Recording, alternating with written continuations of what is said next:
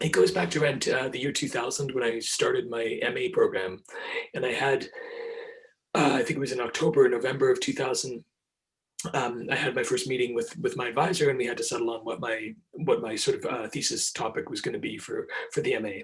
I was working on a collection of early Christian writings, which are known as Gnostic, Gnostic writings, specifically the collection that was found near a town called Nag Hammadi in Middle Egypt. And there's a whole range of writings in that collection. There's in total 12 codices, which are like older versions of books. There's just each codex has maybe 5 to 7 writings in it. So there's a whole bunch of different texts in that collection. Um, and I was hoping to work on one of these texts, and hopefully one of the big sexy ones like the Gospel of Thomas or the Gospel of Truth, or really interesting, thought-provoking, cool writings. So I went into my advisor's office, and he said in French, Michael, I have this great project for you. You can write you can do up some of the indices for this text called the Apocalypse of Paul, which was one of the texts in the Nag Hammadi collection. Everybody hated the Apocalypse of Paul. Nobody thought it was a good text. Nobody liked it.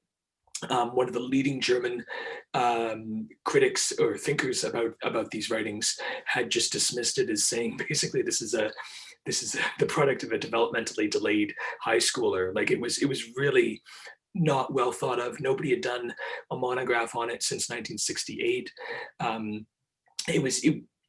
I didn't like it. Nobody liked it, and so he gave me this, and I was like, oh, that made me very sad. I was not really not looking forward to the work at all. And then but I had to do it, so I got to work on the indices, and that turned into a request for me to provide detailed notes for a critical volume of that text that was coming out.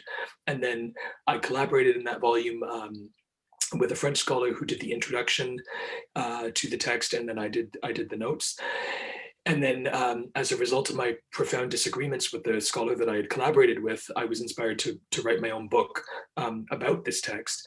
And every step of the way, I kept finding this text get more and more interesting. Like it got more and more fascinating, more and more weird.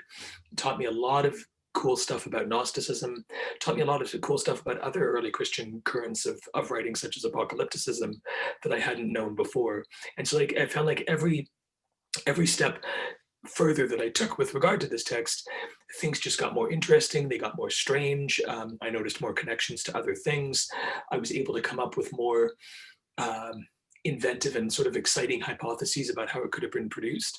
And so eventually that one crappy little text that nobody liked and I didn't want to do turned into like a book and a half worth of I think what I think is solid research, and I don't know, 10 or 15 articles in various peer-reviewed publications, and just really opened up the door a lot.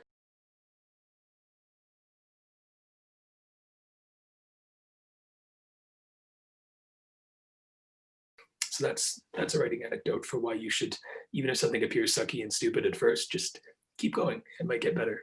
I think definitely having it forced upon me helped, and that's something that I think we find a lot in our writing assignments, and in our classes is like there's stuff that we do gain value from that we kind of have to be shoved into doing. I notice this a lot when I work with science students about writing stuff, and they're like, one of the reasons I took sciences is because I thought I wouldn't have to write.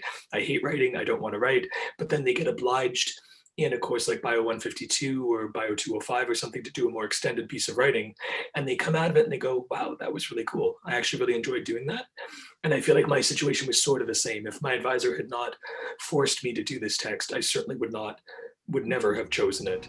But because I had no choice, I sort of dove in, and the rewards turned out to be huge.